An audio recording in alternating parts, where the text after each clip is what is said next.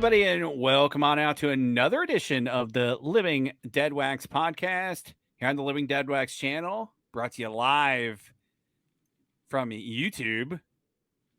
I don't know what that means. I was gonna do something really cool, but I don't even know. Never mind. I was gonna do my best, like Mean Gene or Vince or something, and I don't know. It just all fell apart there. It all just fell apart. But anyways, guys, we talk about music here. That's what we'll be doing tonight, but through a different lens tonight. We're going more physical media, so talking about some Holy Grail items. This is Tyler's choice. So I'll let Tyler elaborate on the topic. Tyler, how are you doing tonight, my friend? And good, brother. How do you feel about the topic?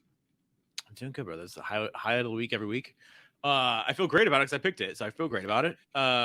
We did the Holy Grails, if you will. It's a very overused phrase for a lot in the vinyl community. And to the point where if you post your grail on like a Reddit page, and if it's not something that's $1 million or super rare, and then people call you out on it immediately. If you just post that my grail is a copy of 10 by Pearl Jam, you know, the new copy or whatever, people will go like, this isn't a grail. People need to know what a grail is. And you have, 7 or 8 people going back and forth on that.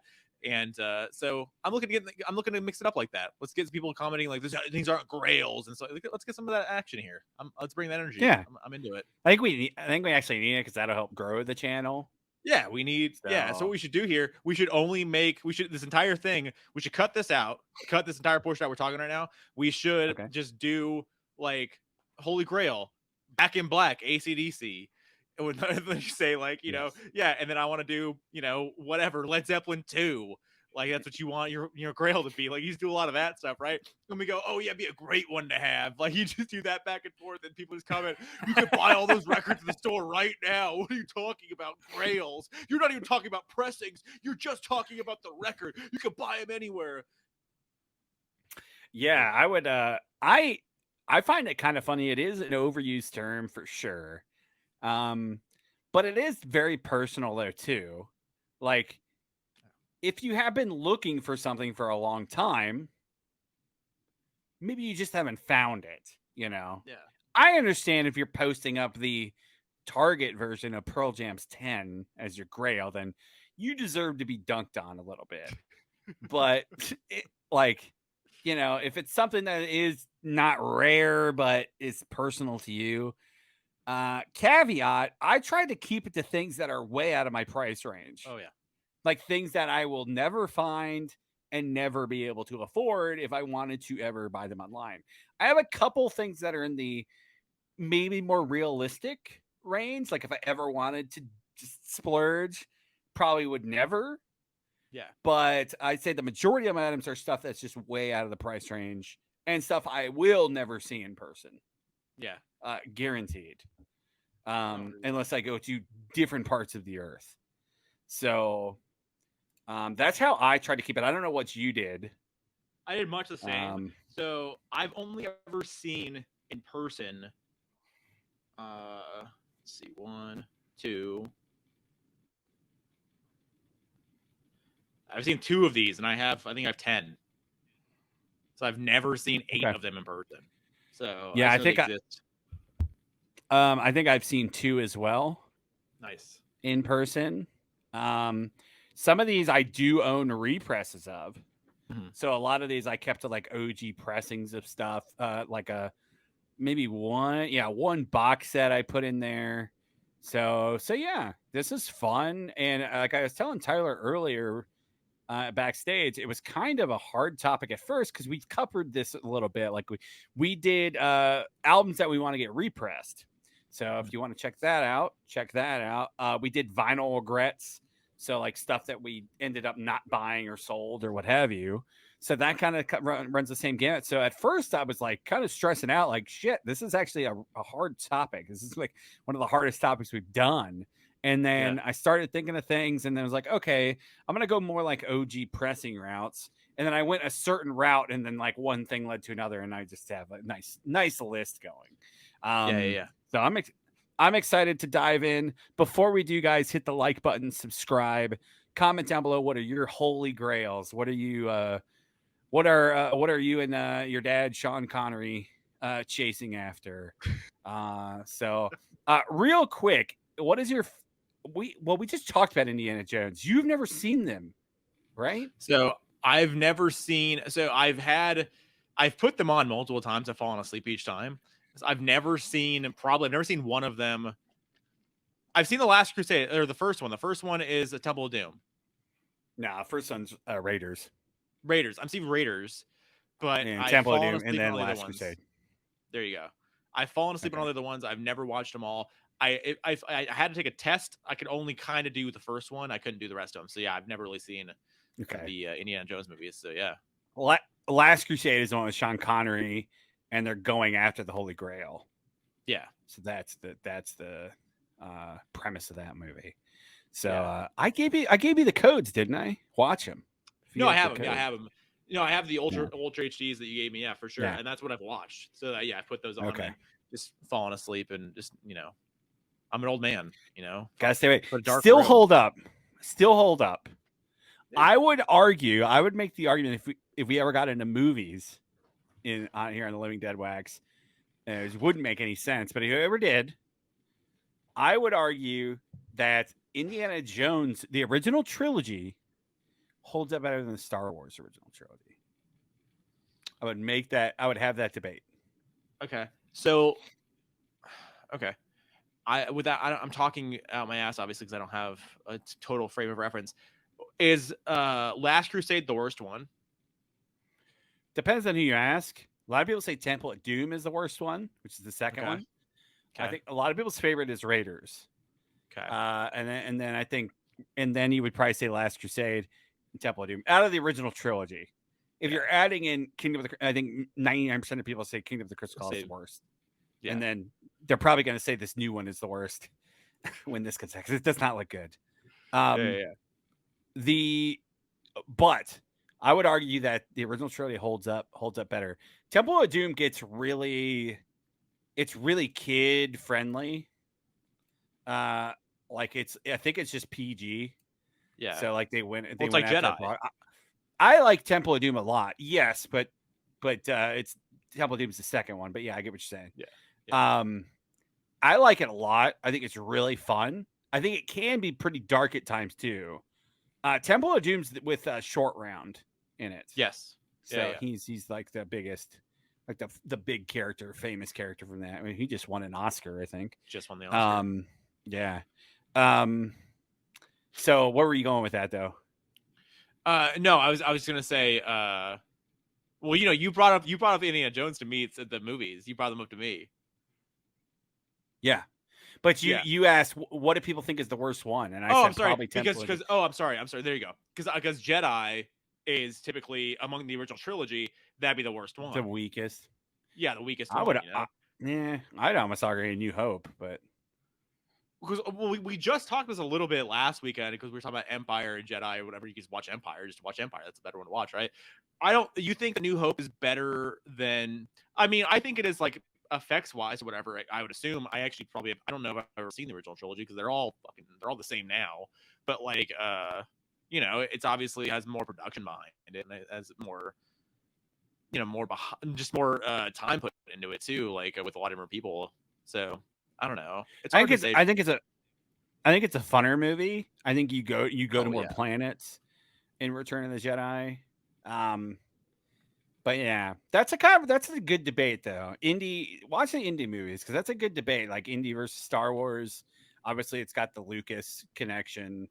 So there's kind of a crossover there, and they're both based on like pulp and stuff like that. So obviously in different sides of it. But they're kind of a good crossover. They're both coming out all during the same time basically, and then Harrison Ford, obviously you have that connection too. So true. Lucas is not involved in the new one at all, right? I couldn't hear you. You broke up on me. Lucas is not involved in any of them at all, or not any of them. The new one at all, right? I have no idea. I have no clue. I knew that was like supposed to be a thing.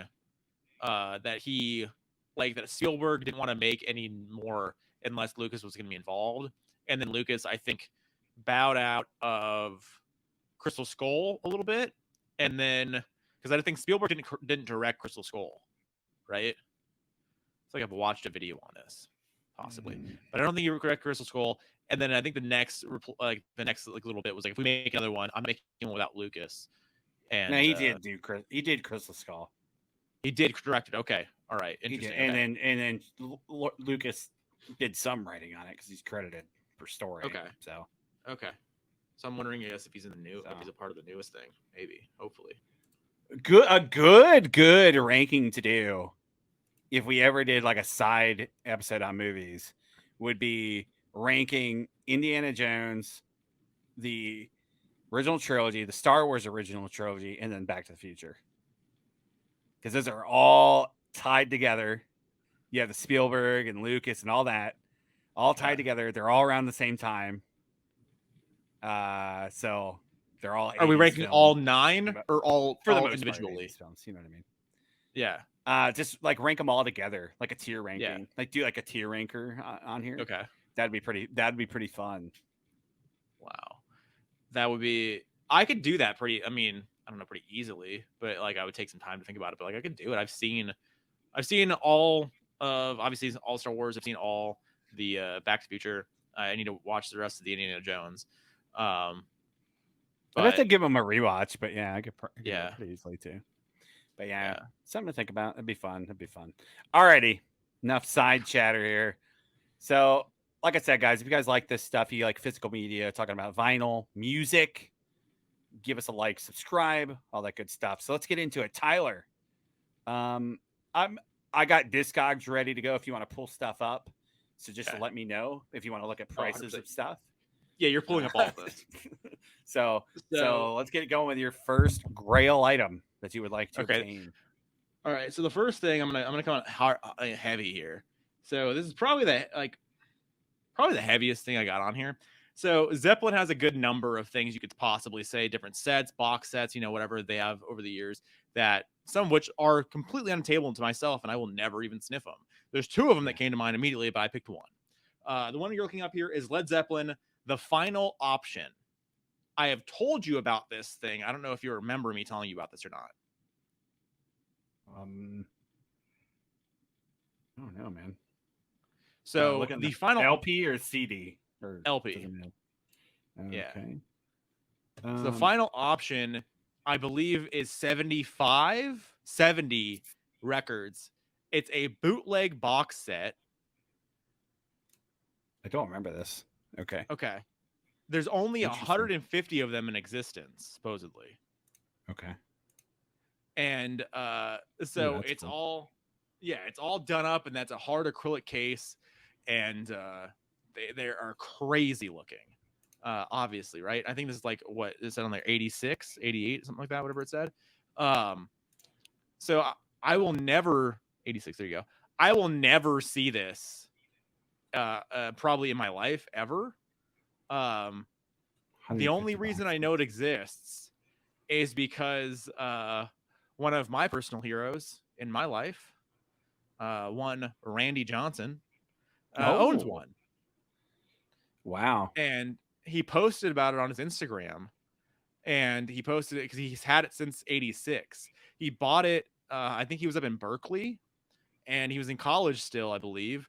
And he bought it from a record shop, or he put an order in. Maybe it was in down in Hollywood, because that's where he went to school, obviously, USC. But like, I want to say Berkeley, I don't know. But he was at a record shop, and he put an order in for this in the back of a magazine, basically. And they ordered it up, and he bought it.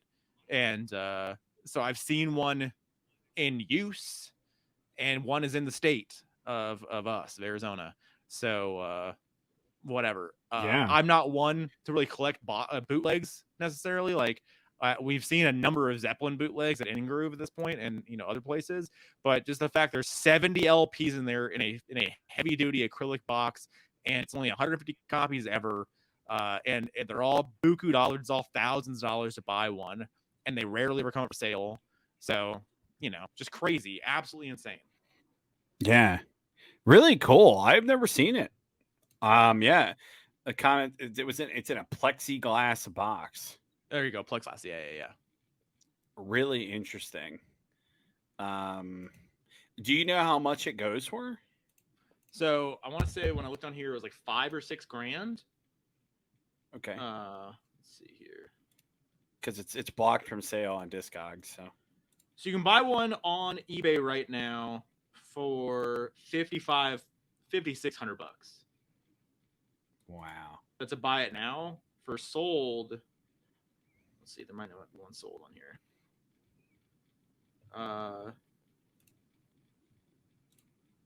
Cannot find you a sold listing on here.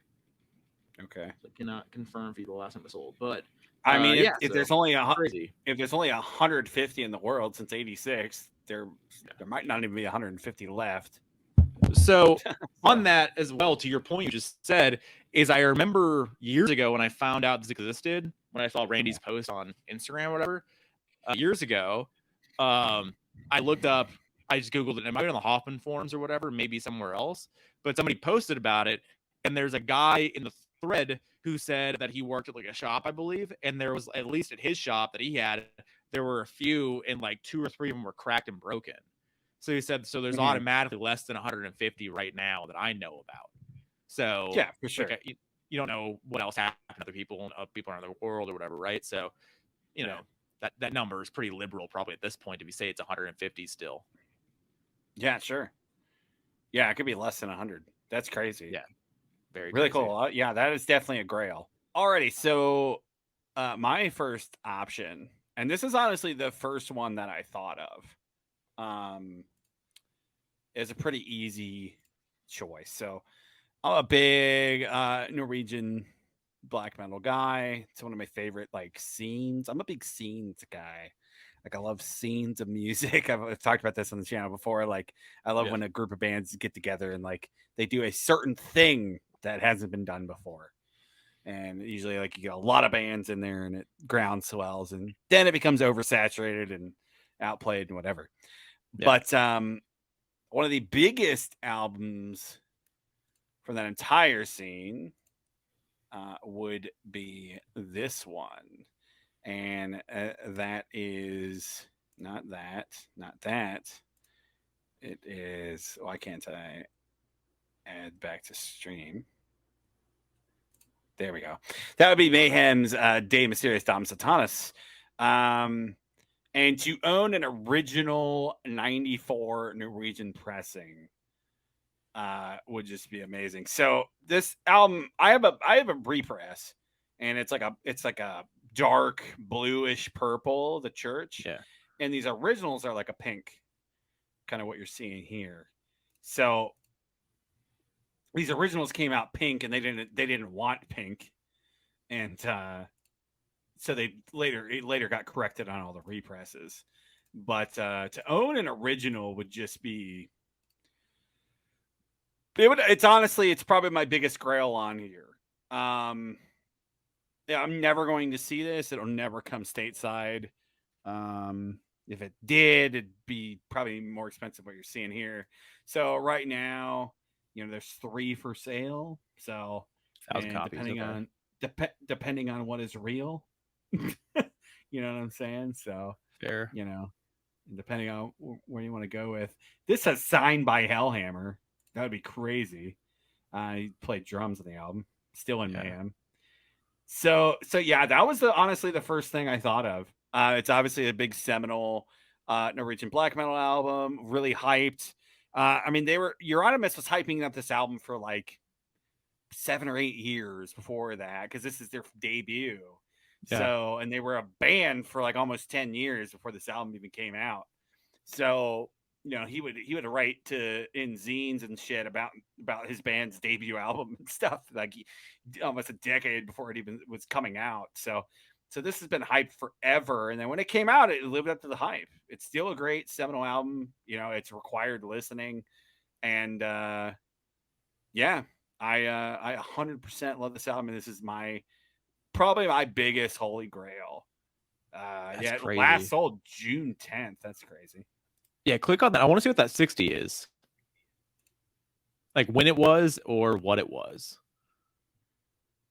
Because that can't be actually what it is. So I wonder what it actually sold, what the actual $60 was. Yeah, it says June 10th. I don't know. Yeah, it's not real. It doesn't tell me what it is. VG Plus. Yeah. There's no way. Yeah. When's the last? So $2,800 the last real one, maybe. Yeah, all of these got bought within a couple. This is a fake seller. Yeah. 100%. All of these got bought for $60 in the span of what, 8 days? $600. 100%. Yeah, see, that's might be real, and that was a really good price. Wow. So there's a 1,600, 1,600, 1,200, 900, 800, 1,000, 1,900. 900. Yeah. That's crazy. So that's definitely probably my biggest trail. So we'll just start out with a big one. So yeah, Mayhem's Day Mysterious. Original Norwegian pressing from '94. Yeah, that's absolutely insane. Yeah, just super nutso. Yeah, I've never seen anything like that, and if it's only 1,000 copies, you got to imagine the majority are still in Norway. I would assume, right? You would think that, and or Europe, Europe in general. Yeah, that's fair. Over in Europe somewhere, and the handful that are here stateside are not being sold. Because if you went through the trouble to import it or track it down or whatever internationally, you're probably not going to want to sell it. So that's a crazy, rare thing to run into. No, if you're into any of that type of music, like that's even if you're just into extreme music, like extreme metal, and you're not really necessarily into black metal, and you have that in collection, that's a centerpiece of the collection. No, 100%. It's I mean, that's the one thing you can't really sell. Like you can't, like, you could obviously, but like you can sell a lot of things. You can't really sell the original Mayhem because you're not getting it back ever again. So like that's kind of like, that's how me and you are buying things now. Like things were probably, grant you, these are not the same level of like thousands of dollars, but like we're both just buying things at this point, like a lot of things anyway. If we're never gonna find this again, we got, you are probably like this or whatever. We got to buy it. And especially the things stuff. Too, hopefully. Yeah. Like absolutely insane. But no, that's sick. Very much so into that. I don't think I've ever seen that. I don't think I ever knew that it was that it was also a pink cover. Did not know that. Yep. But that's awesome. All right. So for my next one, let's see here.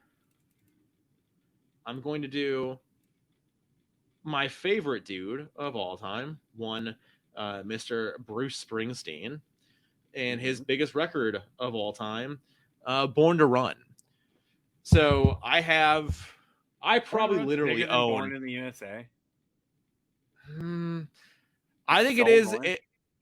It's not sold as much, but I think it's more loved. Okay. So maybe sales money wise, I think Born in the USA would still kind of come out on top. I think you're right there. All right. Actually, probably by a lot. No, you're fine. So I probably own like literally 12 copies on vinyl of Born to Run, and I don't own this, and I never will probably. So this is the first run of Born to Run with the script lettering that came out in '75. It's the advanced promo copy with the script writing on the front, and I don't believe there's any like solid number as to how many of these exist, but on Discogs, there you go, boom, boom, boom. Oh, interesting. Okay, I've never seen this. I never will see this. Right? It's just impossible. Can't even imagine. Advanced promo copy of Born to Run. Yeah, that never got seen again. Production notes, all that stuff. If you want to buy one, you're looking at almost $4,500. Yeah, there's 2 for sale right now. So pick up cash only for this item. $5,200, $5,250 U.S. seller. Wow. Baltimore, Maryland. There you go. One of yours. Can you go? Hey, Federal Hill neighborhood of Baltimore. How about that? You know anything about that place or? No, I'm all right. All right. It's minutes from the I-95, I-83. Photos available. So there you go. Yeah, I would hope so. I don't know if photos are available. For the It's like the literal bare minimum. 100%. Interesting. So this script cover, this is what he originally planned on doing, or is this like it was the labels thing, or? I believe it's a label thing. I don't believe he ever wanted to do this necessarily. It's just a mock-up, I guess, more or less. And a fully intact copy included a special outer mailing envelope with a large banner reading Bruce Springsteen Born to Run, a special pre-release limited edition printed on the front side, and a postcard-sized laminated tracklet insert, which you brought up, with Meeting Across the River still listed under its original working title of The Heist. And there's a separate info and credit sheet and stapled set of Xerox lyric sheets. Just absolutely insane. As a massive Bruce fan, that is the grail. I can't think of anything else that he has out there really like floating around. Like there's probably like other like test pressings of things or whatever, acetates. There's other acetate things that people have of like Born to Run the song and stuff. So that'd be also really, really cool to have that, because acetates were all thrown away and they were meant, they were internal label stuff, and they were meant for people to listen to a couple times just to get a feel for the artist, and they could do their promotions or whatever for that artist based on what they heard. And the acetates were good for a handful of listenings, then you just toss them out with, you know, the newspaper the next day kind of thing. So getting a hold of one of those would be insane. But there's a few of these around, and there's 65 on Discogs listed.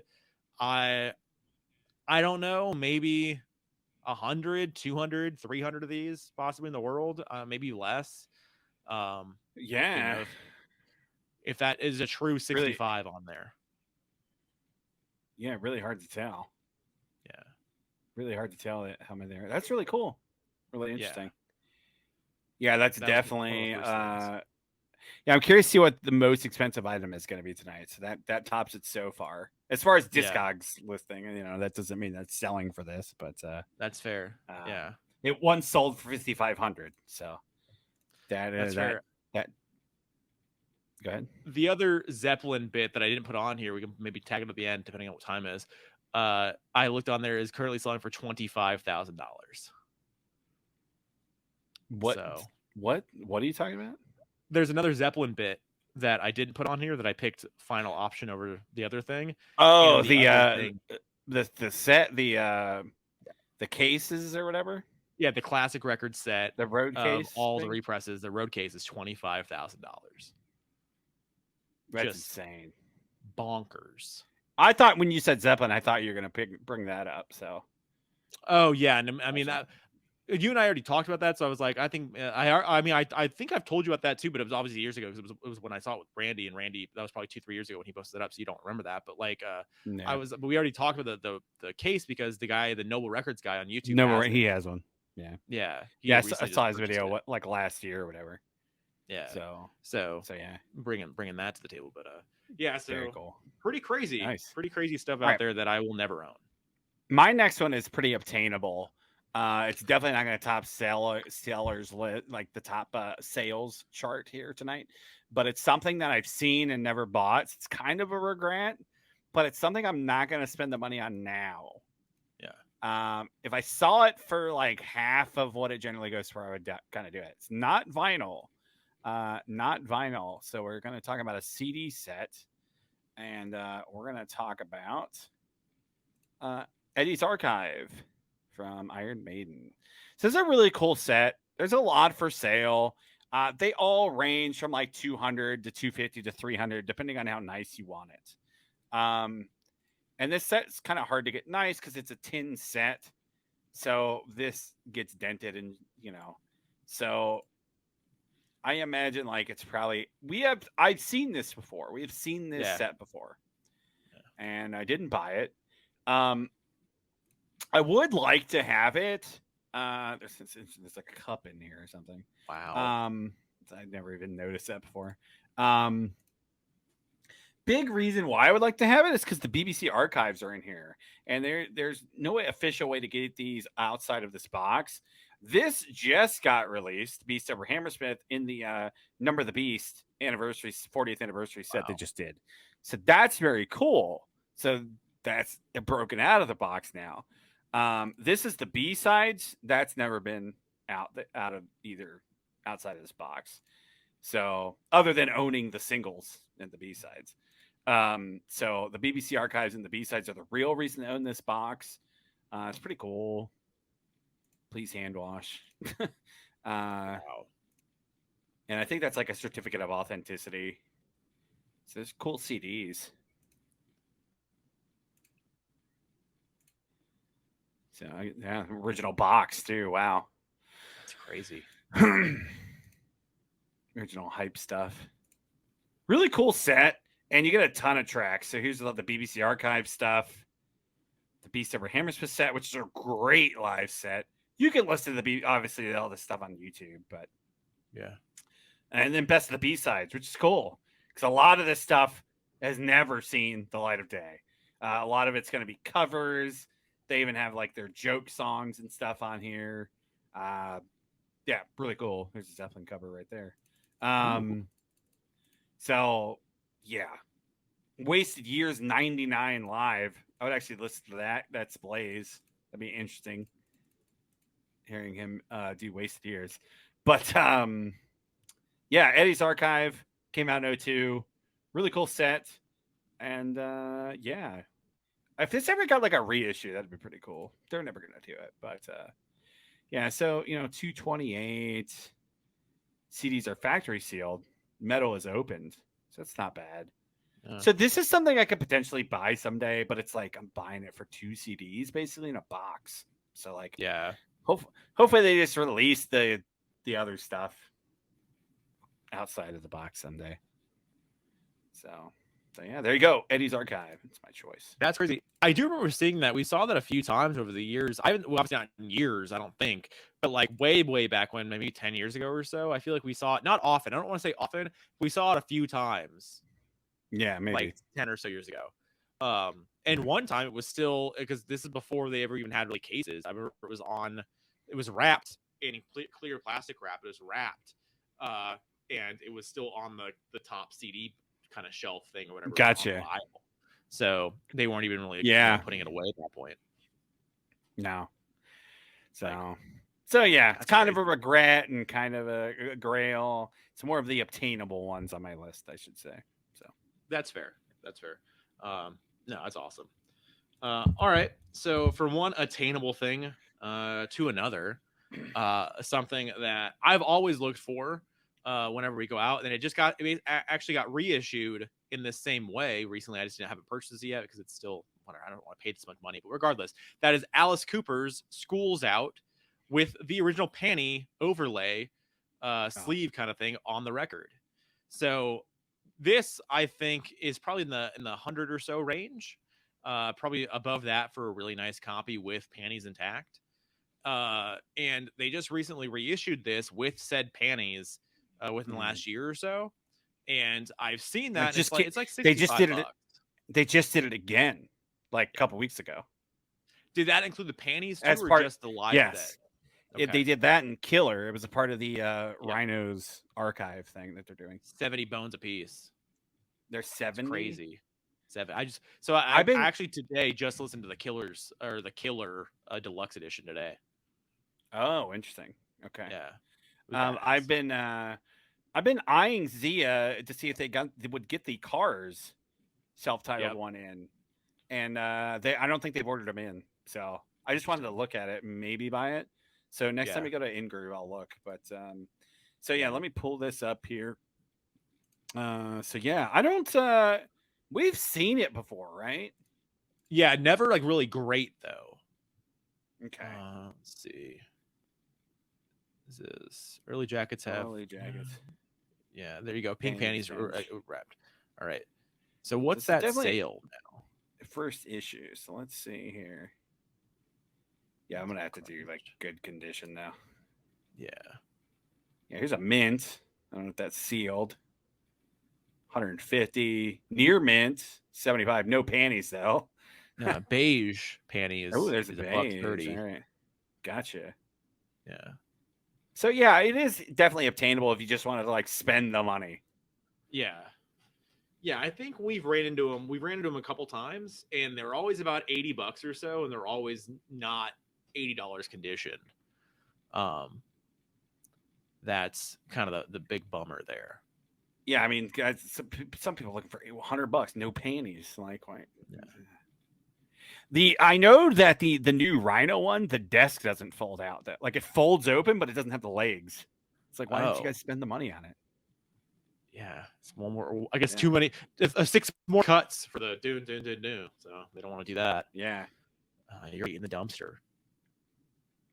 Panties included, but no report cards. So that's another piece of the puzzle here. Yeah, it pops out. That makes sense. Wow, they popped in the die cup thing. Okay, wow, interesting. So yeah, there's a lot of moving parts to this, for sure. So I think if you wanted like a really nice, close near mints, you're spending $100 plus easily. Yeah, I have a few copies of this record, but I just don't have any with the. I don't think any of my copies are like exquisitely good. Like they're not super minty. They're good, but not like mint. And then none of them have the panties, obviously. Here's one. It's VG Plus with panties for $80. So yeah, honestly, I would. I mean, if they want $60 for the reissue, shit.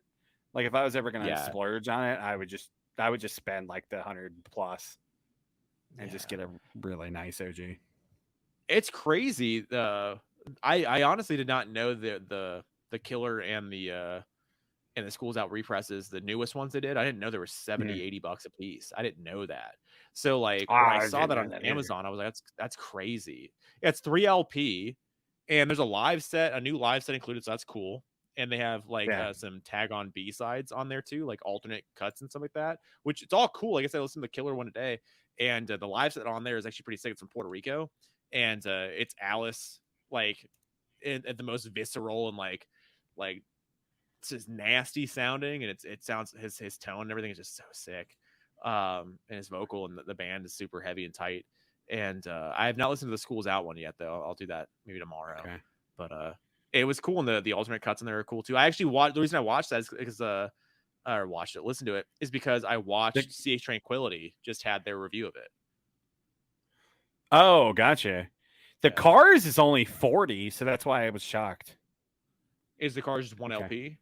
It's one LP with a book. Yeah. Okay. Yeah, the Killer, $60-$70 on their website, 3 LP. Gotcha.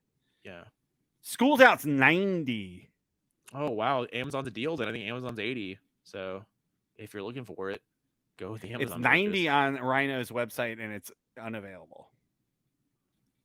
All right. So I mean, honestly, dude, if you're looking for it at that price range and you want the panties and the cool gimmicks, if you don't care about the line, just buy an OG. Yeah, spending $100 plus, you're getting close to that. Like, unless the live stuff is that important to you. I mean, I would rather. I mean, I don't know rather, but like, I don't get both, and I'm dumb enough to pay for both. But I don't want for a 3 LP set, rocking 90 bones or 80 on Amazon. That's still too crazy for me for that stuff. Like, I already own this record a few times over. The live set is sick, but I don't know. It's $90, worth it. But we'll see. We'll see if I come across it. I know that they're gonna press it once, right? Maybe do a lot of copies of it or a fair amount of copies, and they're never gonna touch it again. So because why would they? It's 50 years, this last year. So yeah, you don't know though, because MoFi will sometimes surprise people and like just this title's back in stock. So it could be similar with this Rhino series that they're doing. Yeah. So yeah, good choice. Good choice. Yeah. I'm gonna go with another one that's kind of obtainable. It's something that I probably would never buy unless I absolutely saw it, and I got like a really good deal on it. Because I don't, out of all these bands' releases, I don't value this release a lot, as far as like essential to their catalog. But there's something very cool about this particular issue of it. So we're gonna talk about Rush's debut album. And that is the original album with the red cover on the Moon labels. So I don't I don't know what this price is. Like, I don't, I don't know. And no one's gonna pay $1,600 for this. Sealed or something. But it is a cool pressing. The rediscovered box set is a recreation of this. So like you're getting these labels and you're getting the red because all the reissues were pink. So yeah, you're getting the red logo. This is the Moon Records label, really cool label. Yeah.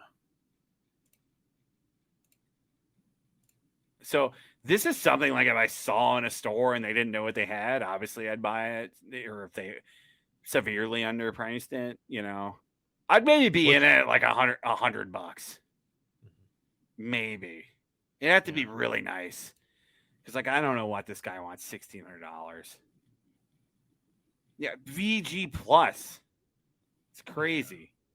This is signed. The guy wants 2,200. Wow. And this guy wants 1,600 for a VG plus. Would you pay? Would you pay 22 for a signed copy? I mean, it depends on if it's signed by the whole band. It'd be kind of cool to have Rutsy's. I was gonna say. Too. I wonder if it's Rutsy or I wonder if they just had Neil sign it at a thing, just having him sign it, whatever, right? Let's see here. Very present release for any of the president, rest printer, right cover, blah, blah. It doesn't even say. Because they never went to, I mean, this guy could have traveled to whatever, but Greece. I don't know if Rutsy ever played in Greece. Yeah, I don't know. So, yeah, like, I imagine the lowest is 181. So, like, it would have to be severely undervalued. If they're going off Discogs, I don't think this is worth this much. But, yeah, you know, because the lowest, the median 625, now they want 1,000 just because there's 3 copies on here. So, there's not that many of them, though. There's only 3,500 units out there at the red.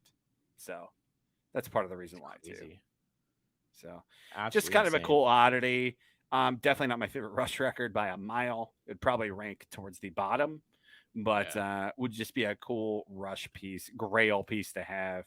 That I imagine not a lot of people have. There's only 3,500 copies ever pressed. There's probably maybe 1,000 of them left, maybe less. So who knows? Absolutely, it's 50 years old at this point. So yeah, that's nuts. So that's awesome. Yeah, getting that. Yeah, that would be a big deal because it was a one-time gimmick, and they just happened to change the colors after that, and that's what signifies the first prize. Was that intentional, or it just happened that way? They just did pink from then on.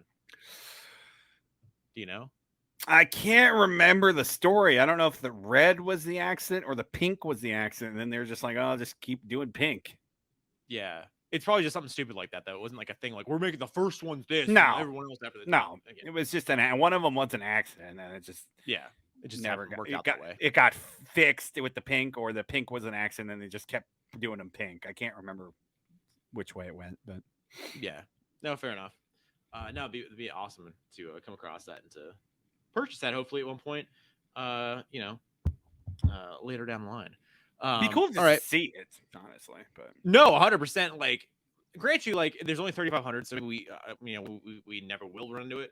I wouldn't be shocked if we ran into one at some point, I guess. Some way, somehow, just seeing it maybe at InGroove or something or other, because, they exist. They do exist. It's going to be money, but they do exist. So maybe one day we will, hopefully. It'd be kind of cool. Yeah. See that come into the universe. All right. So my next one here. So I'm buying this literally, just because of a hype sticker, because I am mesmerized by this hype sticker. Okay. I brought this up to Ty no less than a dozen times in our lives, walking through rec stores and whatever, because I've only ever seen this hype sticker once, and I want to see it again. And if I do, I regret not buying it first time. The band is Flotsam and Jetsam. The record is Doomsday for the Deceiver. Yeah, that's the record. Ty always says that's the record. That is the big record. The main reason I want to buy this, because I think it's just so cool, is because it came out just as Jason Newsted, who was in the band previously, would join Metallica. So there's a hype sticker that we've seen I don't know. It could be local. I don't know because they're from Phoenix. So here, but there's only one picture of this online. I actually saved it. You can look on Google Images. If you look at Google Images and you look at Flotsam and Jetsam, Doomsday for the Deceiver, and type in hype sticker, you scroll down a little bit, there will be a picture of it because none of the Discogs actually has this hype sticker pictured. You sure? Yeah, because I saw it. It's a round hype sticker. Like, I can send it to your. Yeah, I can send it to your phone. Don't worry about it. I'll look at it. Yeah. Doomsday.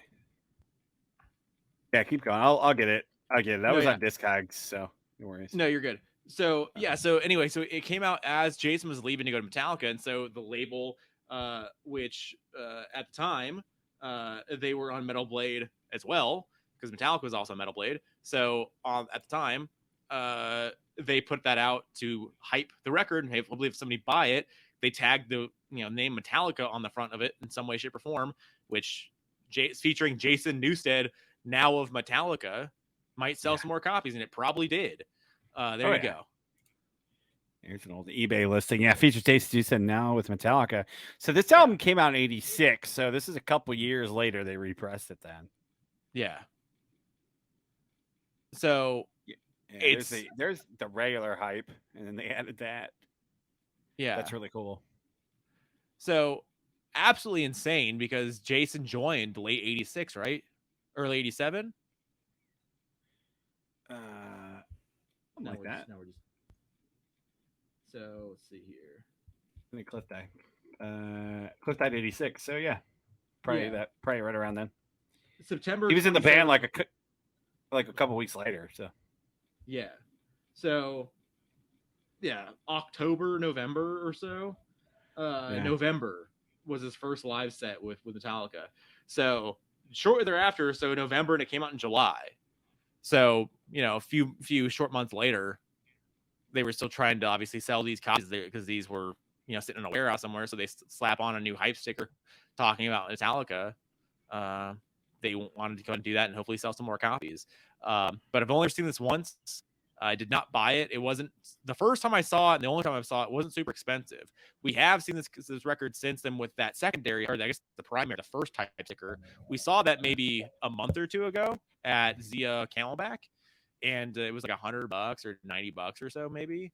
But I have not seen the Jason Newsted sticker, which I just regret because it's just a piece of history. It's kind of a crazy little piece of history that I just get super into because it's just crazy. It's a weird thing. Yeah, I'd be really cool to find that again. Because it's still probably not that much money. This one sold for $85 on eBay. Yeah. So like you're probably in it less than $100 for like a decent copy. So that'd be really cool. Yeah. Sidebar, I would appreciate it if sometimes when they repress shit, they just repress it with OG hype stickers. Yeah. Nobody does that. No, I don't think I've ever seen the that. Dirt one is not original, right? It just looks like it is. Is that true? What are we talking about? The one on Dirt, the newest Dirt repress, Alice in Chains. That sticker is not an original sticker, but it looks of the time. Yeah, I don't think that's what the hype stickers look like now. I never confirmed, but yeah. Yeah. I just assume that. Yeah, that's why I always read it that way. In my mind, I read it that way because I don't think they were doing that at that point in time. It just kind of looks of the time and of the moment. Yeah. Obviously, it doesn't mention the original one. Doesn't mention Alice in Chains seminal record, whatever it says. Yeah. It doesn't say that, but you know what I'm saying. No, it'd be sick. It'd be super sick. Yeah, would be sick. I don't think I've ever seen it before, at least consciously knew about it. So, yeah, I'd be into it. I know you got to sell the new stuff though, 180 gram, blah blah blah. It's got this on it now, but like, I wouldn't care. Like if it was just the OG hype sticker, I'd be like, this is sick. I would always appreciate that more. I think Metallica could do that because all of their hype stickers now say that shit. It all says the greatest thrash album of all time or whatever, and it says it all of them, whatever. 10 million copies sold and all that shit. Yeah. Exactly. You could actually not do that for Metallica because that's not selling. You saying it's the greatest thrash record of all time on Ride the Lightning is not selling any more copies of Ride the Lightning in 2023. You know? Nah, exactly. So, yeah. I mean, I don't even know if there was a hype on Lightning or not. I have no idea. Sure, there was. There might have been. Yeah. put it on there again with the same shit featuring, the song and whatever. They didn't have to hate necessarily, but you know what I'm saying? Like it featuring this, that'd be sick. A band that could do that. Be really AC/DC cool. could do that. Just the biggest bands could do it if they really wanted to. Yeah. All right, my next one, I'm going to correct a wrong because we didn't mention this band during represses we wanted. So I'll mention this band now in this particular era of said band, and that is Van Halen, particularly with Sammy Hagar, so the Sammy Hagar variety. I chose For Unlawful. When we did the ranking, this record probably stuck with me the most out of the stuff that I hadn't really dove into before. So like I've listened to it again since the ranking, and I don't think I've listened to a full Van Halen album since. So I have went back in this, and this is the original U.S. pressing, the club edition. There's no other U.S. pressing of this. It was just for the record club. So I'm assuming RCA or Columbia House. So yeah, I would love to get my hands on this. I mean, hopefully with the reissues coming, you never have to worry about it. So this is pretty cool. Still have the same label. We know if that's a textured cover or not? I have no idea. It might say. That would be really cool. Yeah. It doesn't look like it says. I've never seen it, I don't think. Have you ever seen it in person? Never in my life. I know we've seen Balance. We've seen Balance a couple times. Which is weird. Always money. Because this is years. This is 91, so like it's still, I mean, vinyl's going out, but it's not dead yet. By Balance came out, it's dead. So I mean, there's 6 for sale on Discogs right now, 300 near mint. So like if this is another kind of obtainable one, it's just like, do you want to spend $300 on something that is probably coming? Yeah. You're just buying the version of it. Exactly. So, here's a record exchange of MD. So another Maryland factory sealed for $389. Wow. Interesting. And this guy's another sealed one for $1,500. I mean, I would do it. I mean, obviously, if I had the money, I wouldn't think about any of this stuff. But like, it would be so sick if you could afford to spend the $300-$400, or that guy wants 12 for a perfectly sealed one. If that was something you wanted to do, I would do it. It'd be sick as all get out. Like, and it's just obviously if you have money to do it, you do it. But that is dope as shit. So it's like one of those attainable things, but yeah. Or not next, but soon enough. Doesn't have to. I would hope so. As we I would hope it. The prior one. I would hope that if we don't get anything else, I just want Balance in that, and For Unlawful. I don't care if we don't get 5150 and OU812. Yeah. Like the worst scenario is they do 5150 and OU812 and they don't sell enough, and then they just stop.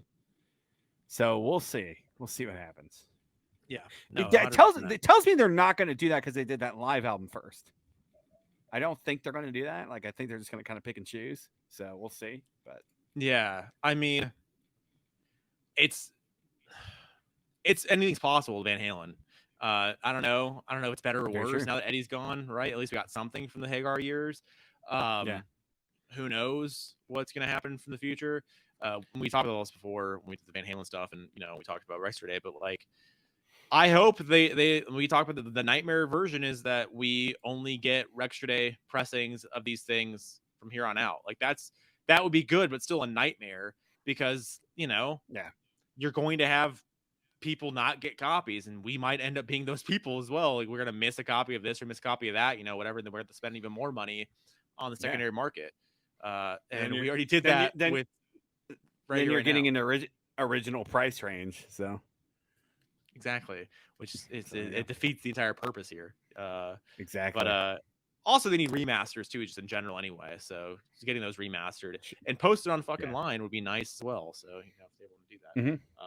But yeah, we did not go over that the first time. We both we talked about it earlier.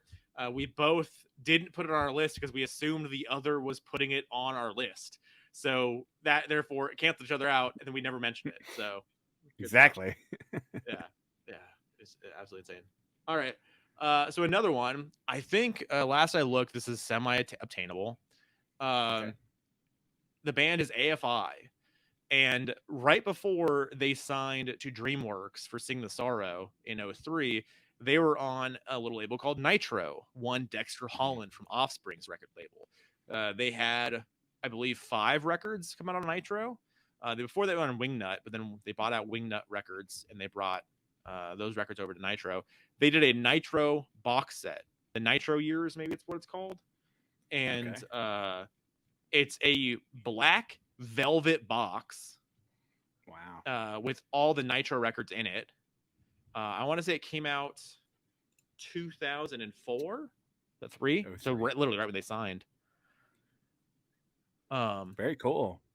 Yeah, and I want to say they're all purple tinge to the covers of all the records. Interesting. Let's see. So that's a book. Nice big book and stuff in there. Have you ever seen this in person? Never in my life seen this in person. A pendant thing, necklace. Yeah. And they're black. They're blacked out. They're all clear. Okay, that makes more sense here. Gotcha. Interesting. This was unsanctioned from the band. The band never said it was okay, but Nitro had the rights and they wanted to do something for the band, or not for the band, to make money, obviously. So they did this box set, and the box is a velvet bound box, and they've only done the one pressing of it. I guess there's 2 there. I don't know what's the other one. 2 listed, but one's gray and one's clear. Okay. Oh wow. That makes sense, because when I saw the clear, I want to say I've seen the gray. I've never seen the clear. So I guess it makes sense. Grays. Yeah, interesting. So there's one for sale on here in UK for $1,000 US. So yeah, very cool. I've never seen any of these. I've never seen in person. I've seen people sell them online on Facebook groups or what have you before. I've seen that, but it'd be really cool to have. I already have all these records anyway, and I have early pressings of all of them, if not first pressings of all of them. So that's cool on me, but that's good for me, I should say. But it'd be really, really sick to have this box set at this point as well, just to kind of add to the collection. Because I have everything else, might as well just keep adding things here. It's the most unobtainable thing I assume at this point. Only 920. Yeah, second pressing is gray. So it's probably like maybe, I don't know, around 2,000. They probably did around 1,000 for the first pressing too. Really interesting. Crazy. Huh. But yeah, would be sick to get that. So $1,000. Again, I don't want to spend that much money ever on any kind of vinyl, and I probably don't want to spend that on an AFI box set if I did, because we already talked about the things I would buy maybe otherwise that we just talked about.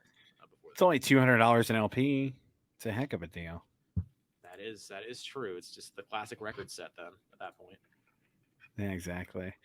All right, I got another one. Let's go to Sweden here. We'll go to Sweden for some first wave black metal. So we talked about Mayhem earlier. Let's talk about one of the bands that influenced Mayhem.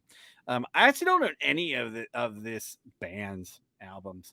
The represses are very obtainable. Actually, almost bought this and their second record at Zia the other day because somebody turned in the newest reissues in, and I didn't pull the trigger because I bought something else.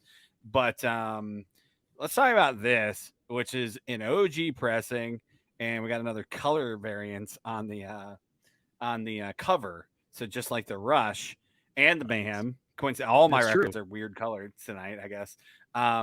So let's talk about not AFI. Let's talk about Bathory. So this is Bathory's first album. Came out in '84. This is the sweetest pressing, and Korthon from Sweden. This is the Yellow Goat. So this is the very first pressing of this. All the reissues are white. Oh, wow. It's a white goat. So Yellow Goat with the yellow pentagram on the back and the white goats on the labels. And white labels there. This is really cool. Got a mail away for a shirt. Always it on that. It's crazy. Interesting part about this, you might be sending this to like Corathon's house because I know they did. Him and his 100%. dad did a lot. Him and his dad did a lot of this together, like all the early Bathory stuff, and maybe even in the later years, his dad produced it all for him, and his dad was like the business side of it. So like you're probably just mailing this away to his house, and then he's gonna pack up a shirt for you in mail, which is a crazy thing. Corathon died in like 2002. Like all the Bathory stuff's readily accessible. It stays in repress regularly. But to own an original like this with these inserts would just be like that'd be mind blowing. I've seen people, I've seen collections online where people have the yellow goat and it's got a little inverted cross and the Deadwax there, and the pentagram. Ooh, cool. And 666. There you go. So yeah, to own the yellow goat, this is like one of the grail items of black metal collectors. Highest 3,000. There's 2 for sale right now on Discogs. You're looking at 1,600 or 4,000 if you want a US seller. So there you go. Insert has horn hand cut out, so you're not even getting the whole thing. I guess not. Yeah. I still think your Bruce is the highest so far, but this is close. It's close, yeah. So yeah, Bathory with the self-titled debut Bathory, especially the Yellow Goat, 1,000 copies pressed of this, apparently. So yeah, this is interesting. So they're originally going to do gold, but the gold color was too expensive at the printing company. So then they asked what other color to use close to gold, and they just chose yellow. And then they just started doing white after that. So, yeah, it's crazy. Yeah, that's funny. It's always funny how those stories kind of like, what's the meaning behind that? It's just the way it kind of worked out, man. I don't know. Like we didn't have the color here, there, whatever, and yeah, messed up. It's usually something like that. It's usually an accident or something money or something like that. Yeah, exactly. There's not always methods to madness. Really, it's just like that's what happened. Like, well, why is it green? Okay, I don't know. It just was. Yeah, exactly. There's not no more mythos behind that. It's just it's just yellow. Sorry. That's awesome. Yeah, the money there is crazy. But 84. So there's no number on that. You got to think maybe 1,000 copies, if not less. I don't know. No, I told you. I told you that. Yeah, apparently they pressed 1,000. Okay, I'm sorry. Okay, 1,000. Yeah. 1,000 definitely don't exist anymore. I would half that. So maybe 500 exists in the world. Just guessing. And they're a preeminent seminal band for the scene or for the sound. So like, yes, and they're still a highly collectible band. So yeah, anybody getting into extreme music now, that's where you start. So yeah, that's crazy. All right. So I have another one here. So this one deals with a little bit of a band I mentioned before. Ty owned this at one point, and I was infinitely jealous that Ty owned this at one point. One of the largest bands in the world, Metallica, and it was the original And Justice for All pressing with the original hype sticker on there mentioning the 9 songs, and I believe the hype sticker it's 2 LP because we put it all in one, it would sound like shit. I think that's what the hype sticker says. Yeah, let me pull it up here. But yeah, I definitely did own it. I got it at one of the record fairs we went to. Do you remember how much you paid for it, Ty? Because I do. I do not, actually. Nice. Here's the hype sticker. It's just on the... You paid $20 for it, Ty. $20? $20. Nice. Insane. Yeah, let me... Here it is. Yeah. Original US press. Here we go. Yeah, that's a really good price.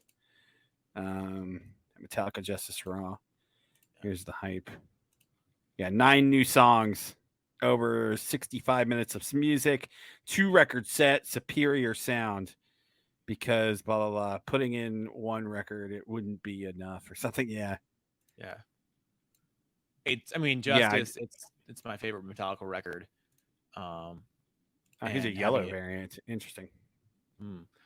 And having that with the set would just be the coolest thing ever. I've only ever seen the one that you have or that you had. That's the only time I've ever seen that. I've never seen any of the repressings we ever ran into, or not repressings, any of the original press we ever ran into. We've never seen that again. And if we did, it would definitely be hundreds of dollars for sure, because that's what Metallica goes for those early pressings. Trying to find a description here that says with hype sticker. Yeah.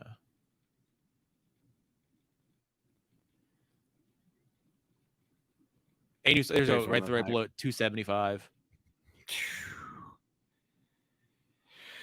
I'm trying to remember when that record fair was, because Josh paid like $20 for that Mad Season record too, the OG pressing of Above. Yeah, Mad Season. It was before, it was like 2012 or so, because I wasn't living here. Yeah, it's crazy. The prices are, it's just 10 times higher. Like 10 years later. Yeah. Well, I mean, crazy. Josh got the Mad Season for similar money. It's like said, like $20, I think. Yeah. So given that fact in the Mad Season, I've never seen it again. I don't think. And so it's hundreds of dollars. So, it's crazy what all's happened. Like you said, it's just insane. Stuff we'll never see again. We're not that pricing is never going to be there again. I don't care if the economy turns into dust tomorrow. This stuff is not going back to $20. It's just not going to happen. It's not going to be a thing. No, unfortunately, definitely not. Well, it's just a finite thing, because there's only so many copies of that hype sticker, and then there's only so many copies that survived, and then there's only so many copies that sellers want to get rid of now, that collectors want to get rid of. So like it's a finite number out there that are even in circulation for sale. Because every time you go deeper on that, what you just said, every line you go deeper, that number falls less than your 1% of 1%. Just metal records in general, 80s metal records, hard to come by. In proper, nice condition, hard to come by. And then with a cellophane, hard to come by. With a hype sticker on it, hard to come by. All that shit is the 1% of the 1% of the 1% that you just so happen to maybe run across. And the deeper you get in wanting your conditioning or wanting your stickers or whatever you're wanting, it's just going to get less and less. You're also in the late 80s Metallica, so the majority of that album sold on CD and cassette, not vinyl. 100%. So there's even less vinyl copies of it anyway. Yeah, that's definitely a vinyl regret. Obviously, I wish I didn't sell that. Yeah. It's crazy. Also, shout out to people grading cassettes. I send Ty this every time I come across one. A sealed cassette of Justice for $2,600. I think I sent you earlier. Yeah, something the guy wanted for it. Yeah, he's just making up a price. There's no market for it. No. There's also no population report on any of this. So like you just put it in a plastic slab and grade it. There you go. Now it's $2,200. Pointless. Not only that, is they're calling it the first press, the first run, or whatever it was, first printing, maybe is what it said. But the hype sticker on it already said it's a platinum seller, which they're not going to slap that on a first run. And that came out on tape. 100% came out on tape at the time it came out. It didn't come out later. So just it's all BS. 100%. So hilarious. There you go. All right, I'm gonna go back to Norway here. So you kind of see where my theme is going. Like I kind of went down the rabbit hole, so it became easier. So this is another album that I have, but I have a reissue of. Original pressing would be amazing. So originally, this is a Norwegian black metal band, but this is a German pressing. So trying to do research, looks like the German vinyl pressing was the OG pressing for Europe. But anyway, that band is Immortal, and it's their first album, Full Moon Diabolical Mysticism. That's their first record. It'd just be really, really cool to own, obviously, an original pressing of this. Immortal, one of my top 10 bands, just released a banger of a new album. So this is the SPV Germany, the Steam Hammer release. And this is the first with the red label. There's other ones with white. And got the inner sleeve. And then as far as pricing goes, there's 3 for sale right now. You're looking at around $400 US. So at least on Discogs. So something that is more obtainable, like if I really wanted to do it, I could do it. It's just spending $400 on something, just one thing at one time. It depends on what it is. It's just kind of rough sometimes. Like 100%. it's a weird price to pay for vinyl. Like it's not a weird price to pay if you're buying a TV or something, you know what I'm saying? But like if you're buying a record, it's like ugh. So definitely something I would love to have though. Like if I could get rid of my entire collection tomorrow and have like just first pressings of like the major Norwegian black metal, I would do it in a heartbeat. If I could trade it all, because that's going to be worth more. It's going to be worth more if monetarily if I ever wanted to sell it. Yeah. And it would probably mean more to me too. And it would actually be something to like hand down. That's fair. 100%. Yeah. So not that the collection isn't, but you know what I mean. More so. So yeah. Yeah, that's Immortal, their first record, that would definitely be something I'd be interested in. So sick. It's a really cool. I've never seen that record before. So do you own that record? You already own it, right? Yeah, I have all their albums. Yeah. So, but I've never noticed that cover before. I might have shown it on I might have shown it on a vinyl haul episode, but it might have been months back. I don't know, or I might have bought it before we started doing those. So yeah, it's a cool cover. Yeah, I'm all about it. Yeah. Does it ever like in the corpse paint? Did it ever creep you out? No. Like never creeped you out, really? Okay. Because the Mayhem. I got into black metal as a teenager, so yeah, that's fair. But even when you showed the Mayhem to me, just right now, it was like the makeup they had going on. I was like, that's creepy. It's a creepy paint. I mean, that album's pretty creepy. Like it's a dark record, and then all the shit behind the record. Yeah. Like, there's a reason why it is the legend, right? Yeah, it's a crazy album. It's produced really well too. They produced it in the Bergen, one of the opera halls in Bergen, and like it's really cavernous sounding because they produced it just like on the stage in the middle of the opera hall. Yeah. I was watching a documentary about it, and Hellhammer and Attila go back and they meet with the producer. Really interesting doc because the producer is like really flamboyantly gay. Nice. Which nothing against whatever. I'm not implying anything about that. It's just really weird to see Hellhammer and Attila hanging out with him, and they love that dude. So it's really weird. And then they're walking around the opera hall and like talking about producing the record and how they set up the drums and mic the drums. Really interesting shit. So yeah, it's just funny to see them interacting with this dude, and they're all leather jacket down, black everywhere, and really interesting juxtaposition of personalities. So yeah, but that record is definitely dark. There's a lot of history for De Mysterious, but so yeah, a lot of those first pressings of these kind of early black metal records. There may be a few left on my list too coming up. So there you go. Awesome. All right, so for my next one, again, probably never find, never get, whatever. So Glassjaw. One of her bands, love Glassjaw. They have a couple of things that they've put out there because at this point, as people have pointed out about the band, they're much more of a merch company than they are a musical act at this point. And one of those things they did was back in 2013. They put out the Our Color Green box, the singles, of which I actually own the singles because my fabulous co-host here purchased them for me once upon a time.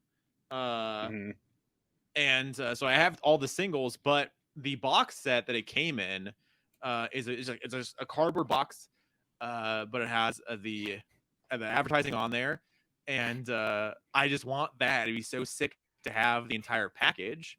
Yeah, exactly. That's interesting. And so there's 93 copies of this available out there. And it came with a t-shirt, came with the 7 inches, and they slapped it directly on the box for the label. So this interesting. with custom sticker for Fragile too. That's fun. with the G, yeah. So if I remember from this, you can order it, but also like I remember, I think one of the guys on Absolute Punk, I think Jason, the guy that owns the site, or that site's gone now, but whatever, his new site, whatever. But I think he got that randomly in the mail, and he posted it either on Instagram, I guess probably existed at the time, or maybe the website, and he just posted that box, and people were like, "What's going on? What's happening here?" So he just randomly got that box in the mail, and then they started going out, and it says you can purchase it on there. So I guess it was available for purchase, but the way I remember it, until I just looked like doing this, I remembered it as they send them out randomly to people that were on the mailing list. But obviously it says differently right there, so obviously I'm misremembering something or other. But that was my impression for the entire time. But it's still 93 copies with the special custom, just dumb cardboard box, with t-shirt, with all the stuff, whatever. So even though I have everything that's contained in that, besides that exact t-shirt, I still just want the dumb cardboard box. And I think I always like their it's hard to agree with someone with this. Yeah, so when it was played out, but it's played out. It is played but cared for. Don't order this if you're going to nitpick or grading. Hold out on the decade for it. Yeah. I mean, I guess this guy's right. I don't know. $500 is still a lot. I get what you're saying, but you're kind of being antagonistic to somebody you're trying to get $500 for literally a box and some 7-inches. Yeah. Like, I don't know. You're also putting enough out there so they can't poke you about anything ever again, I guess. But yeah, you're right. Yeah, so it would honestly just be me purchasing a cardboard box, which I always like Glassjaw's humor about stuff. But they have this, and they have another box that had their records come out for the 20th anniversary of the band a couple years ago, that you were only able to purchase if you went to those anniversary shows, and you could only pick it up at the shows. So you couldn't actually purchase online. You couldn't purchase in the web store or anything. You bought it. You added that package onto your ticket, and then you picked it up at the show, and you went home. So I wish I had that too, because that's also another cool box. But the 7-inch box, I don't know. And like I said, before I did the research, I really thought it was just a random mail thing. But now that I know you can buy it, it's a little different. But I still want that. Gotcha. That'd be really cool. Yeah, that would be really cool. Yeah, I never knew this came with that box like that. That's cool. Yeah. Alrighty, you talked about Metallica, so I'm going to talk about one of Lars's favorite bands. Nice. Let's talk about a pretty seminal band everybody loves. Nice. Let's talk about Merciful Fate. So this is the first Merciful Fate EP. Merciful Fate. A lot of people call it "Nuns Have No Fun." That's that's the name of the EP, basically. This is an OG pressing. You can buy represses of this, but to own an original white border printed in the Netherlands, it would just be crazy. So yeah, it came out in '82, and got the lyrics just basically typewritered out. It's crazy. Yeah. That's a hell of a label. Yeah. Printed in Holland. So, yeah, it would definitely be killer to own this. There's currently 3 for sale right now. And, yeah, you're going to spend, let's just call it $500. Let's just say $500. Yeah. So it would be really cool. So you're going to spend $500 for 4 songs, baby. That's a good investment. So this is the first of 3 pressings. This is the white borders. This is the very first pressing. It's either a misprint or the record company didn't like the look of it and they changed it. So it's unknown how many copies are even out there. Wow. So yeah, definitely would be a crazy grail or just something to see. Actually, coincidentally, a bunch of signed King Diamond Merciful Fate stuff popped up in locally for us. Didn't get to see any of it in person, but popped up at one of the Zias and they posted it on Instagram that a bunch of signed King Diamond and Merciful Fate stuff showed up, and I'm like, they made a lot of money because the person who sold that to them, they didn't give them a good amount. I mean, hopefully they were happy with it, but Zia probably had a good return on their investment that day. Yeah, that was crazy to see. Like, even as not a massive fan, I was still just like, it's still insane that you're seeing 40 years of these records, and you said a lot of it looks original, so you're looking at old signatures on top of everything else. So insane. Anytime you see the signed stuff pop up from bands that I don't know. Do they sign? You think King signs a lot? Like, you think he has appearances and stuff? Like, if he's on a festival or something or other, you think they do appearances at all or no? I don't know. Like, I don't Probably really not a look. lot. Like he hasn't been touring a lot in the last, 10 years. Yeah, So yeah. that's crazy. But hopefully new record coming out in this next year or so, hopefully. And we'll get to see him again, and maybe they'll get booked at Zia, and Zia will do a signing, and we'll get some stuff signed and meet King Diamond and Merciful Fate. That'd be the shit. I'm not even as a huge fan, but that was still a kick-ass, awesome show. Very stoked that you took me along for that. So hell yeah. All right. So next one I have here. This is the only thing I'm missing from this set. So Okay. in 2013, I think this movie came out. There's a movie that came out 2015, excuse me, from Disney Pixar called Inside Out. It's, I think, my favorite Pixar movie. Like, if I kind of discount like nostalgia and stuff or whatever, and I take things out, I really want to say Inside Out kind of ranks up there, for me at least. And so they put out the 7-inch of a bunch. I don't know if it's the entire soundtrack, but a lot of original songs by Michael Giacchino, who's done a lot of soundtracks out there.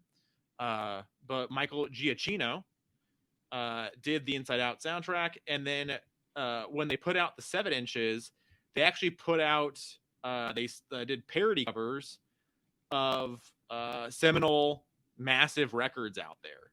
So they did let's see here. Oh, okay. Kind of seeing him here. I'll pull him up. I found him. Yeah, there you go. Okay, so here's one of them. Yeah, this looks like a hole, I think. Let's see here. Yeah, it's whole. Okay. And then so I have that one. And then you have this one? Yeah, I have whole. I have, you scroll down, and then I have the blue cover for is that Joni Mitchell? I have Joni Mitchell blue with Sadness on there. I have the Damaged cool. Cover right there. And then I have, I think that's that's a Hunky Dory for the other one, but that one, that's the Joy. I forget who that is. Does it say on there? Doesn't say. Of course, it doesn't say. It's a it big deal. It looks like I have no clue. I was gonna say something, but I don't know. It's something. I forget what it is. But I have that one as well. The one that I'm missing, though, is the one that, like, probably I wanted most. Siamese Dream. Siamese Dream, exactly. Gotcha. So it's the only one I don't have, and it's going for $190 right now. It's like it's the most expensive one too. Yeah, it says Comic-Con exclusive retailer. So do me a favor, brother. Click back on any one of the other ones. Okay, so this is the exclusive version. So they had multiple different variants of just this. Oh, did they really? Okay, shit. Or maybe not. Maybe that one was just hold on. Yeah, yeah. So these are all 2,500. Okay. Yeah, 2,500, 1,500. Yeah. So maybe that's why. Maybe this is just a Comic-Con exclusive. Okay. Wow. Okay, because I was wondering why I didn't, because in my memory, it was just when I looked on there, I want to say I could buy it, and it was already gone by the time I looked. But obviously that's a misremembering, because if it's only Comic-Con exclusive, there's no way I could have bought all of them at once. So, because I bought them from Mondo directly. It's probably why. Crazy. Yeah, good call. I didn't do more research than that. But yeah, it's the only one I'm missing from the set, and it's the one, obviously, that for me personally, like, I like Hunky Dory 2 and I like Damage 2. That's cool. It's good stuff. But, like, Siamese Dream is a seminal, crazy record, you know? Yeah. And, you know, that's be a cool little, you know, parody spoof thing to have on there. So, especially because it's, like I said, it's probably my favorite Pixar movie. And that's never going to be repressed, because why would they ever repress that? That's a specialty thing they did once. So, you know, whatever. I just got to either, you know, run across it in the wild randomly, or pay some money at some point. I don't think that $1.90 is true. I want to say that there will be more that will be posted up at some point for way less than that, but it'll be some money, maybe $100, I would say. I don't know. Like, I just think there's no other ones available. So there's only $1.90, 3 for sale. whatever. There's 3 for sale, and there's only 500 of them. So yeah, you might be able to get it cheaper on eBay. That Comic-Con stuff always goes for money. Like they do variants of figures and stuff, and so it's I mean that will always be that. It'll be over $100 forever. Yeah, for sure. It's not gonna be ever cheap. No, because for stuff that there's zero chance of being repressed, it's just a specialty one-off thing. Like, I have a Buffy record that Mondo did that odds are they're not going to repress it. They might, but odds are they're never going to do it again. It's $500. Yeah, and like the special things just never going to happen again. Probably for certain things, you got to pay. You got to pay. Well, especially when you're technically 2 audiences too. So 100%, you're right. You're even nichier than just vinyl. Yeah. No, and for those too, like you can do 3 audiences. You're doing vinyl, you're doing the movie, many Pixar, and then you're also doing the fan of the band too. If you want to get the parody cover of your favorite band, you also want to get that. So there's a lot of different audience, like you said, bringing under that tent makes everything even harder. So you're right. It's not gonna be a fun thing to purchase at any point in time. Hopefully it comes down a bit. Yeah. Be cool to find and complete that set though. Alrighty, my next one. Let's just stick with Norway here. Another Norwegian black metal album. Again, all this band's albums are out there. You can buy all represses of it, but to own an original of this, and then I saw even a test pressing listed on Discogs. So it's like, fuck it, let's talk about the test pressing tonight. So we can talk about the album itself, the regular album too. But Dark Throne, with their second album, A Blaze in the Northern Sky, came out in 1992. I saw this on your test pressing from Peaceville, pressing of 50 copies. There's one listed right now for $2,100. Who knows if it's real? But I was looking at this and I'm like, yeah, this is really sick. The way they did this, there's a whole write-up, pictures of the guys. And then there's a whole write-up about Dark Throne. And it's like Dark Throne are not like any other death metal band from Norway, which is interesting because Dark Throne started as a death metal band. Their first record is just straight up old school, like Florida death metal worship. And then this says, in fact, they are not even a death metal band, which is like, we're totally different now. They prefer the title Unholy Black Metal, which the second LP, A Blaze in the Northern Sky, will show you. Wow. It's really cool. More return to the old early 80s feel instead of following the new 90s death trend. So it's basically like, just forget everything we just did on our first record. They talk about being a 3-piece now. Very cool. So I saw this in the test pressing. So the test pressing, like I said, listed for $2,100.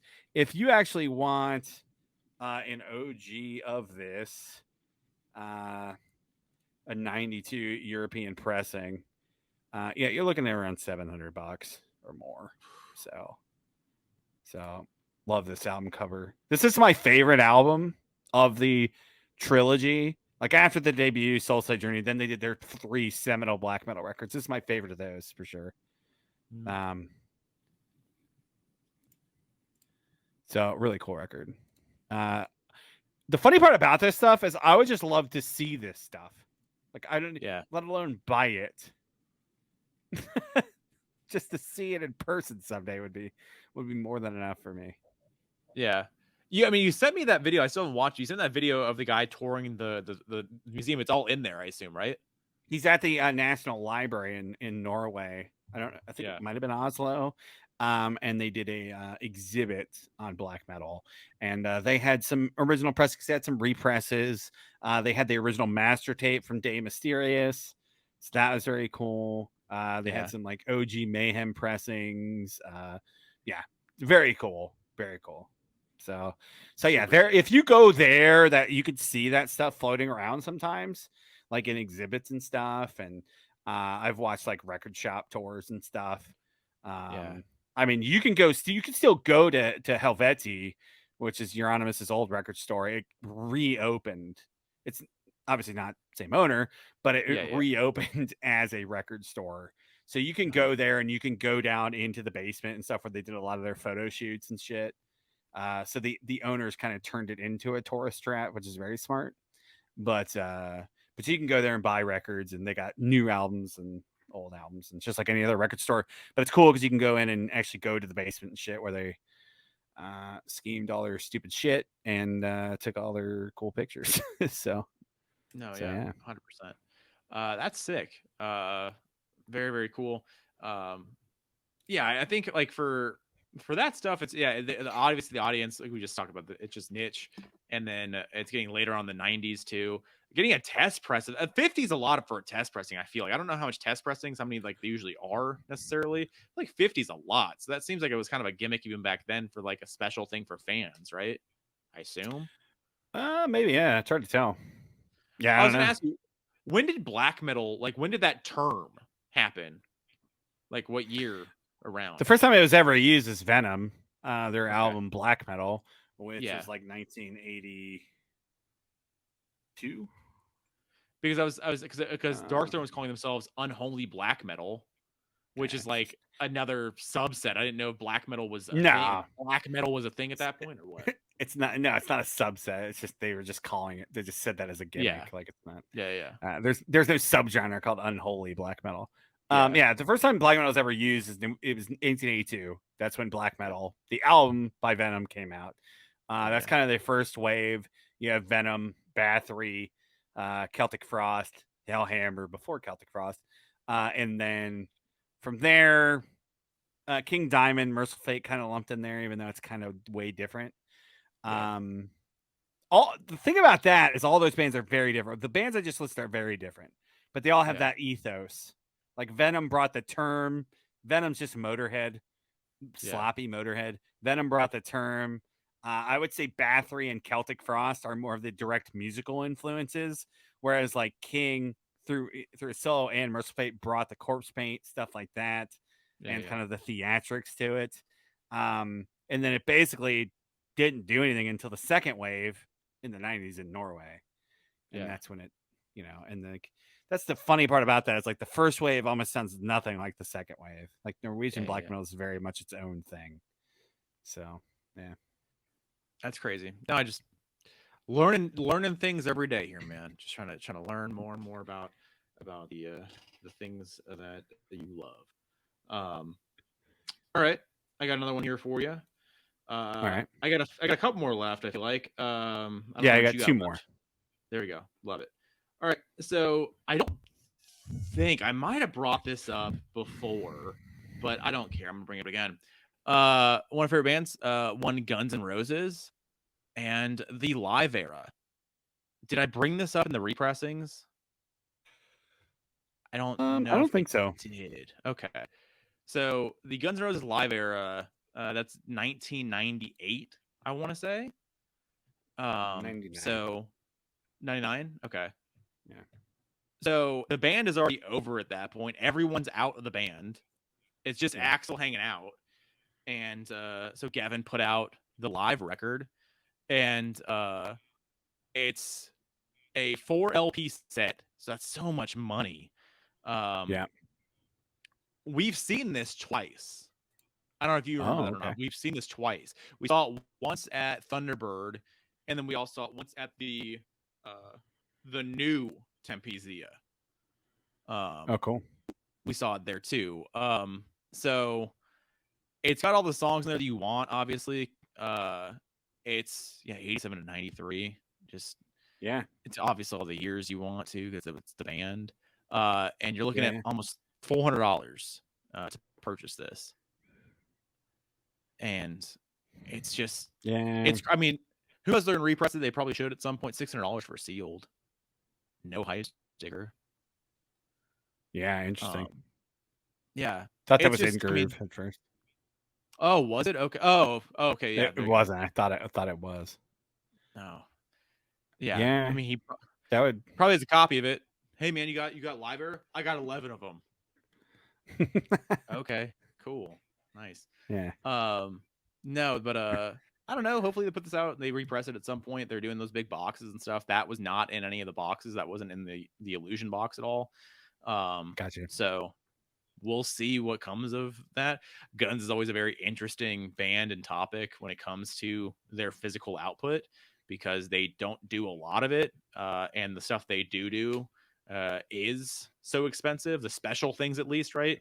Like you can buy repressings of things pretty easily, but like special things that are not just the standard LPs, those aren't really out there too much. Like they have a couple of variants with Target, I guess. With Appetite, they have one for the greatest hits. So there's 2 variants out there for those, besides the black, I guess. And they've never redone Spaghetti Incident. They've never redone the EP, I guess. The Live Like a Suicide, I think, maybe was in the Appetite box set, but yeah, regardless, whatever. Lies, I think, was in that Appetite box set too, I want to say.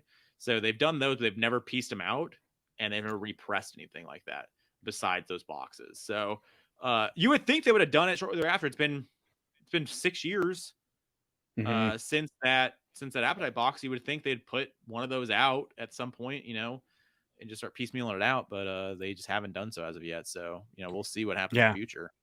But the Live era, when we saw it, it was still money, so it was not even like I could have bought it then.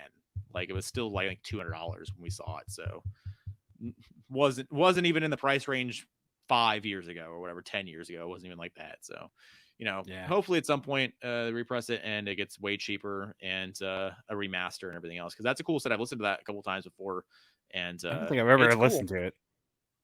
Yeah, I mean, cool. It's what you expect the Guns to sound like in that era, or those years, I guess, or whatever, right? And it's just cool to hear how big those venues got, and just how big the audiences got and everything else. And they were just the sloppy, dirty hard rock, and that's what I love. So there you go, Guns N' Roses Live era, 87 to 93. Nice. All right, I got this one, and I'll do one more. This one's kind of obtainable, and I did have it. Not this pressing of it, but I did have a copy of this back in the day. I haven't rebought it yet.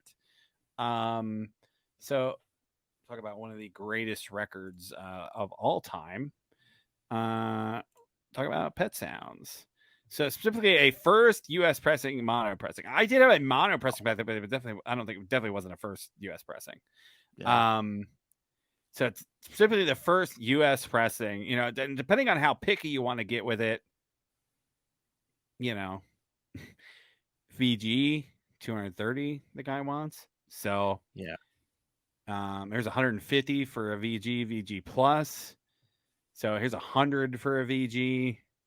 So it really just depends. If you want something near mint, like you're spending $200, let's just say that, or more. So this guy's good. Guy wants 229. So see, here's Ingroove actually. Ooh, there you go. Still has nice gloss, but looks like someone bounced one of those 5-pound tone arms on it back in the day, leaving some nasty looking scratches. So they rated it as good. And I say they rated this correctly, knowing they know what they're doing. So want $50 for it. For a good. Also, somebody tagged Webster on it. Yeah, so this thing probably doesn't sound good when you play it. So, so if you want to spend something for a nice copy of it, again, obtainable, but like I'd have to see it for a good price that was cheaper than what I could buy it for on Discogs. Yeah, and it would need to have some wham walking around money in my pocket. Oh to yeah, make it happen. Healthy wham. Yeah, I want to say, because I've never owned a copy of it. I still don't own a copy of it, and I think Dad has a copy of it in his set. But I've never found it. I've told you that story for years, I think, and I've looked in his records a couple times, and I found a mini little box set that I guess Capitol put out at some point, and I thought it was in there, but it's not in that box. But I always thought it was, so I could be lying to you altogether. But I don't have a copy of this. I've been meaning to buy the Analog Productions repress of it, because that's I think 200 gram, and it's double LP 45, I want to say. So it's it's top tier shit. And that's just another $60-$70 bill at some point. So been meaning to do that eventually, just haven't gotten around to it as of yet. But Pet Sounds, I mean, that's Pet Sounds, it's still like I put on Pet Sounds somewhat regularly, maybe 3 times a year. I'll put on Pet Sounds, and it's always so insane when you kind of break down those songs and listen to that production and just the sounds that are on that record, because it's the first of its kind. Like I know, like he Brian Wilson, I know that he like kind of like was trying to beat the Beatles to a sound, and then they had Rubber Soul come out, and they kind of thought they beat him to the sound or whatever. And he wanted to bring Pet Sounds as the next record, maybe of that kind of that sound or whatever, or the next step. I think that for my money, Pet Sounds, I don't want to say it's better, but I think it has a weirder, cooler vibe to it than what Rubber Soul does, personally. And I like Rubber Soul. It's just there's so much on that record, and the story behind it, and like the mythos, the legend of Brian, having all of his difficulties and stuff, and everything that went into writing the record. I don't know. It's really cool, and I need to pick that up at some point here soon. Yeah, I've just been waiting. I've been trying to find like a nice older pressing of it, and they don't show up anymore. So like I might just pull the trigger and buy, maybe buy that analog pressing or something. It's just gonna have to. I can't tell you the last time I saw one. I can't tell you the last time I saw, and if it wasn't like one of the, because I think Target had a pressing at some point, maybe recently or something or other. I don't know, but like besides something like that, like a literal brand new pressing of it that just someone turned unused, I have not seen an older pressing of Pet Sounds in years. Yeah, I think they're just one of those. That's one of those records that if you're rebuilding a collection and it gets turned in, like it's not going to sit around at the record store long. So yeah, if you don't get there almost as soon as they put it out, you're not getting the record. That's just the way it kind of works out, right? Yeah, just absolutely insane. All right, so my last one here. This set, I never bought it, and I kind of wanted to. I've never seen it in person, but I'm itching for it. Back in 2013, the movie The Great Gatsby came out, and it's the movie's fine. I don't know. It's like okay. Like I know it's not one of the best movies ever. Baz Luhrmann. All of his movies always have that crazy gloss on them, which I usually like that, but it gets too extreme and weird. And every one of his movies kind of comes out the way that's the way he directs and everything else. That's the movie, so we're not talking about that, whatever. But I like the movie enough. But the soundtrack is really what kind of drew me in to that side of things. Because the soundtrack, when they put that out there, it's an insane box set. Okay, here's 2 LP. Yeah, so is it? I don't even think this is one I'm talking about, brother. Go to version. Yeah, I just saw that it was expensive, and I'm like, oh, maybe this is it. I don't know. Go right there. Go to that second one. That platinum metallicized and gold. Go down a little bit. Oh, this one? Yeah, look at this. Oh, okay. We've talked about this before, but I've never looked at it. I gotcha. Okay. Yeah. Oh, wow. Yeah, this is crazy. And here comes the gloves. Absolutely insane. There's cool a 950. Yeah. There's a video I want to say about this being made. About this exact set being made, and it's super nutso. The soundtrack is fine. Like I'm not a huge fan of the soundtrack. It's fine. I think Jay-Z did the soundtrack. Yeah, there you go. He was the executive producer. The Lana Del Rey song, I like that. I like this era of Lana a lot. So I do enjoy some stuff that's on there. But honestly, for my thing, it's just the whole set in general is just the nuttiest thing in the world. And if I ever came across it for a solid purchasing price, not $1,000, I would definitely sit on it for a second. I don't know. Like I would be able to walk around with it, but I might consider it for a few $100s because it's just the craziest thing ever. I mean, yeah, a few $100s, yes. If you know that it sells for 1,000, yeah, and you didn't buy it for like a few hundred, then yeah. I want to say original purchase price was $200 still back in 13. Wow. Yeah. So it was expensive then. I think that they all turned like copper colored. I think the platinum and the gold kind of wore off in time, and then all just kind of turned pop. If I remember correctly. Interesting. Yeah. So just super nutty box set. It would just purely be a collector's display piece, honestly, like, whatever. But yeah, so if you're into The Great Gatsby and you love that soundtrack a lot, there's another thing to put on your list possibly to go check out sometime, because for my money, it's one of the nuttiest non-crazy gimmick, like so many things box sets I've ever seen. Like there's so much weird stuff with die cut wood sleeves and stuff, and metallicized records. Like that's just nuts. So there you go. What's your last one? My last one, I'm gonna go back to Sweden here. Go for some little melodic death metal, black metal-ish. Talked about this band before on a vinyl haul because I actually bought a pressing of the album that came out before this, their first album. This album, I need to buy that boot because the boots sound great, but and I'm not paying these prices for them because this is an OG pressing, but I think the last original pressing of this is like 2002 or 3 or some shit like that. It's like 20 years ago for on vinyl. Anyway, even the CDs are money. Anyways, I'm going to talk about a band called Dissection, and this is their second album, Storm of the Lightsbane. Really amazing. If you're into any melodic blackened metal, this is an amazing record. Great album cover. Cool back. Cool labels. Yeah. And this is the original German pressing originally on Nuclear Blast. It's the first vinyl pressing released in 95. And you're looking at, you're gonna spend $1,000. Wow. So it's it's crazy how expensive this stuff has gotten because a lot of this stuff's out of print. The band has some controversies to them.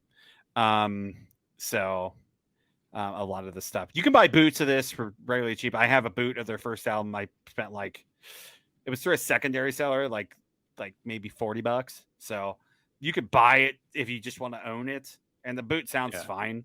Like it sounds fine. Luckily this stuff is on streaming, so you can still listen to it easily without venturing into YouTube. So, but 1,400 Greece, here's 1,500 in US. That's nuts. I mean, 95, I guess. I don't know. Plus, it's black metal. Plus, they're not able to repress it for various reasons. It sounds like. Is there any number on this at all, or no?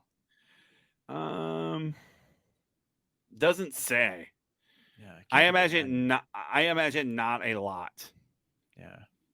There's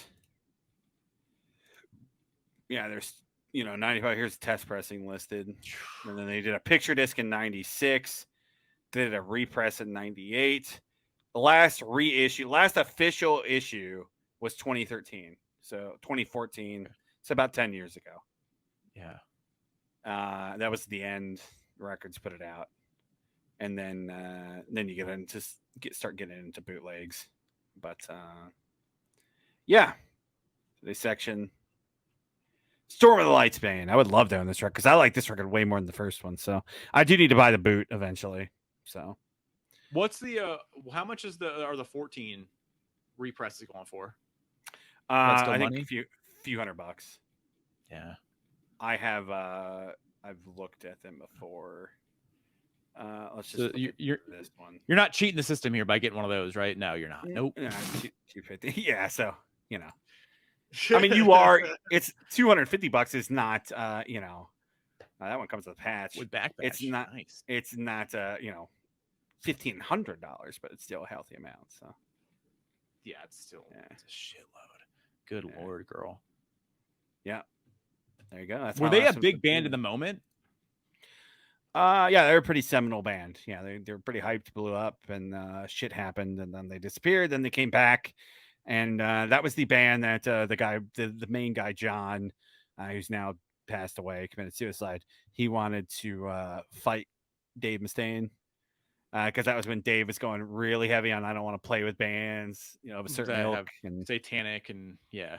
exactly, yeah. And then they got on a festival together, and then Dave got him kicked off the festival. He says they didn't, but he said, okay, if they play, we're not showing up, which, yeah, Dave, you got him kicked off the festival. You're one of the headliners, so they need you to show up. And then they ended up being on another festival, unbeknownst to Dave. Like, I don't know if he just didn't realize it. And then the guy, John, called out Mustaine on stage and said, I'll be waiting for you. And then Dave didn't confront him. So to be fair, I would not have confronted John either. Knowing what John is capable of as a human being, I would not want to have confronted him either. So I don't blame Mustaine for that any one bit. But it's kind of a shitty thing to just get a band kicked off and then be like, I didn't do anything. Yeah. What year was that? It's like roundabout, maybe like 20, right when those reissues came out. It's like 2013, maybe 2012, I think. Yeah. Something or other. I could be wrong because I feel like those reissues came out. Let me look. It's when John died. No, I take it back. Those reissues came out after he died. He died in 06. So it's like 04, 05. Because he got out. I think he got out of prison like 04, 05, and then he got the band back together. And they were only around for maybe a couple years because they did a record, and then he killed himself like 06. So it was like 04, 05 around then. So yeah. It was like coincidentally, it was like right when Megadeth was coming back too. Oh, I guess not. That makes sense. That means that Dave had a lot of juice. Same ballpark too. Yeah, definitely. Because yeah, festivals wanted Megadeth back, so like they're going to want to have you and not them if they have to choose one or the other. So yeah, you got to pick out the festival, Dave. I'm sorry. Yeah, you didn't say you didn't literally kick them off festival yourself, but when you say them or me, and you are who you are, okay, sorry, you did. Yeah, exactly. That's a weird thing to deny that you did, but whatever. I guess we're just semantics. It's what it is. But no, you've brought 100%. That band up before, have you not? We have. We've done that band. Okay. I talked about it just now earlier. I mentioned that I brought up their first album, which I bought. I bought one of the bootlegs. I brought it up on a vinyl haul. There we go. I knew that because I remember the story. Yeah. FNA, man. Yeah. Very cool. Cool to dive into these things that we'll never probably ever attain or own, or maybe even not be in the same room or state or country as some of these things possibly, Yeah. It's crazy to think about that, it's cool that we've seen a handful of them, I guess, in our lifetime, but maybe one day we'll get lucky. We'll hit some numbers. We don't even play the lottery, so like we're not even gonna win the lottery, but maybe somebody will just give us millions of dollars for some reason, and we'll be able to buy these for and add them to our shelves, and then they'll be the new things that we buy and just put on the shelves forever, and then listen to every so often, and then that'll be the way it happens. So there you go, boom. Yeah, I mean, we all strive to be Randy Johnson, so literally just become really good at baseball, and you can buy all these records. There you go. Only 30, so 31. So I can still rifle in there. I am young. Yeah, exactly. I mean, Verlander's 38. Okay, he's still right. No, he's 40 now, or is he 38? Young upstart. Yeah, so I still got a few more. I got less miles on my arm than he does. Verlander's like 40. I think. Okay, so I have way less miles on my arm than he does. So Met Steve Cohen's gonna call me next, and probably pitching at City Park probably next year. Think about this: like you could just get all you got to do is get like one, not even like a decent contract, just like a minimum contract. Then you could buy everything that we just talked about. Yeah. No, 100%. And then you'd still be fine. Yeah, ideally you should still be fine at that point. Good Lord, because like we're just talking about, you would probably have to stop buying stuff at some point. Yes, but all the stuff we just talked about, you could buy and still be really comfortable. So I think even if we brought up the classic record set, that's 25.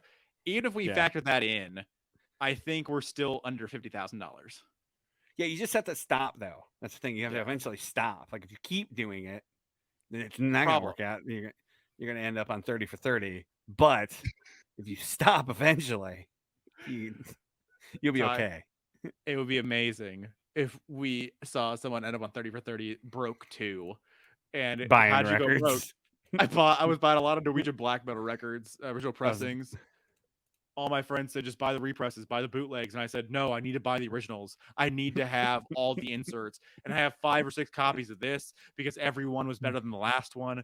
And I just kept going and I kept going, and now I have all these records and I have no money.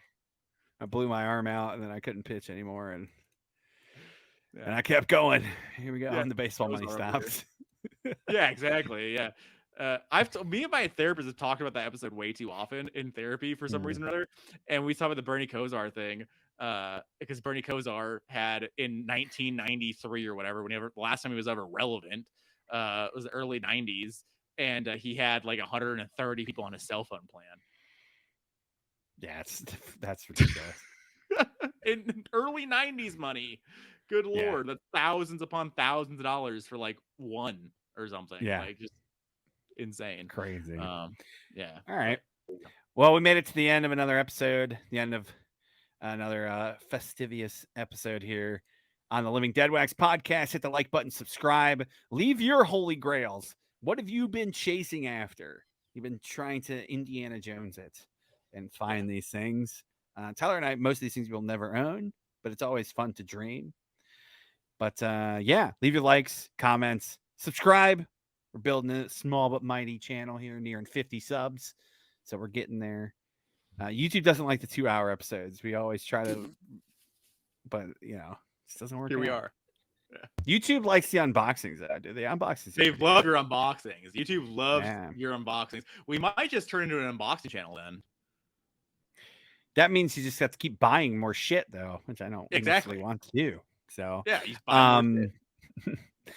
yeah, we've been shooting for 2 episodes a week. That's kind of how it's been working out. Usually do the main topic, which you got here tonight, and then like a side unboxing or something. I actually have some cool topics too that are in the can that Tyler and I shot a couple weeks ago that haven't been uploaded yet. So there's some cool stuff coming. Really quick, Tyler, bin or spin tonight? I was thinking about this. Hysteria versus 1984. Quickly. Oh shit. You lose one forever. If I'm doing that, All Wait is on 84, which sucks because I love that song. I love 84 at all in general, but I go back to Hysteria so much.